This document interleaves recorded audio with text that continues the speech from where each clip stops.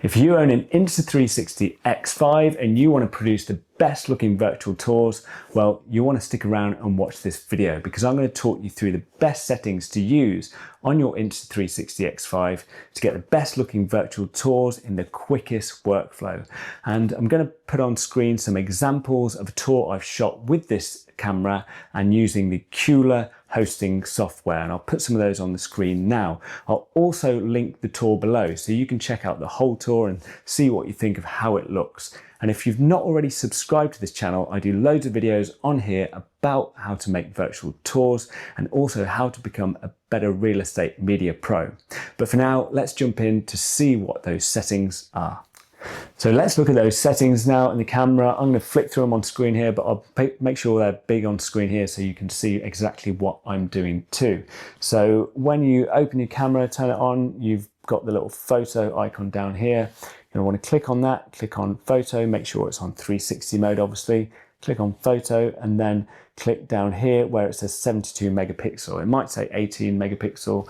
You're going to want to make sure that is selected at the resolution of 72 megapixel. That way you're going to have the best resolution for your images. On the top left here, you've got a HDR photo. Here you've got the selections of off, on or AEB. I'll talk about AEB in a little while, but you're going to want to make sure you've just got that turned on. And then here, format, you've got the choices of pure shot or pure shot plus raw. To be honest, I don't really use the raw images that much, but there's no harm in just selecting that just so you've got the raw images just as a fallback. So click pure shot plus raw, and then for timer, I just have that selected as off. That's because I'm using the Insta360 app to use the shutter on there to take all my photos. So I leave the room and then I click the shutter on the app. That way I don't have to worry about setting a timer and getting out in the room in time.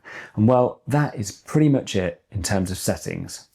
I know now I'm probably going to get people in the comments below saying, no, use the auto exposure bracketing, i.e. AEB. And well, you can, and well, it kind of does pretty much what the HDR photo is doing and just takes a lot longer because you've got to use some third-party software to kind of blend those images and then do quite a lot more editing to it. And it's kind of essentially doing what the HDR photo is doing in camera. And with that pure shot mode, it's kind of doing a lot of the editing for you. It's making it look brighter and sharper, and it's already blended.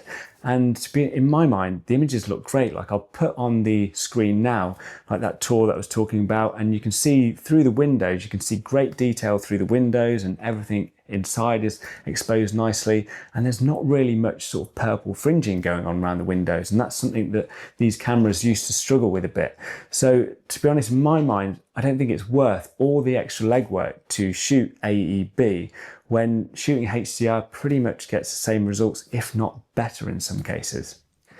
It did used to be the case that on the AEB setting, you could only shoot in, well, up to 18 megapixels, but I've just checked my camera just shortly before doing this video actually, and I've noticed that you can actually select 72 megapixels. So I think the most recent firmware update, because I've got this updated to the latest firmware, has now allowed you to shoot 72 megapixels in that AEB mode. So if you do want to shoot that way, then you are going to get the best resolution, which to be honest is great that they've done that, because if I know a lot of people do like to still shoot that way, so it's good to know now that you're not going to be limited to 18 megapixels, because before that was just kind of a no-brainer to choose the HDR mode for me because you were going to get a better resolution. But if you are getting that 72 megapixel resolution now in AEB mode, then fine. If you want to shoot that way and do the extra editing, that will be fine too. And I'll show you the settings that I would shoot at if I was shooting at AEB now.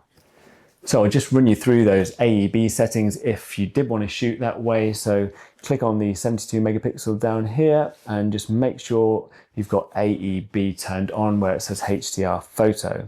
And then you've got the choice here of the number of photos you want to take, you want to bracket. You've got the choice of 3, 5 or 7. I find that 3 should be fine. And then you've got the exposure step. And you can have a bit of a play around with this to see what works best for you. But I choose +2 if I were to do this because that's kind of just what I'm used to shooting when I'm shooting photos for real estate. And then where it comes to format, you only have the choice of pure shot plus raw here. So that is all you're going to select there, and obviously make sure the resolution is set to 72 megapixels, and then choose whatever timer setting you want. As mentioned, I just keep that off because I shoot using the app. One of the other benefits I find from shooting in the HDR mode is that the workflow is just so much quicker, as I've already mentioned, because you can pretty much do this all in Insta360 Studio now, because it does have a pretty reasonable adjustments panel. So you can adjust the exposure, the contrast, the white balance. And to be honest, they come out the camera pretty good anyway. So there's not a lot that you need to be editing. And you've also got the option of sort of putting a sort of logo nadir on it, and you can sort of select all the photos, and then that can go onto all your photos. So you don't even have to like go into Photoshop and sort of scrub out the tripod or monopod, whatever you're using below. So it does make the workflow just so much quicker if you are shooting in the HDR mode. So once you've finished doing all your editing in the Insta360 Studio, you're going to want to export your images as JPEGs so that they're ready to use in Kuler. And if you've never made a virtual tour using Kuler before, well, you're going to want to check out this video here where I tell you how to make a virtual tour using Kuler. So check that one out next. But for now, thanks for watching, guys. I'll see you all in the next one.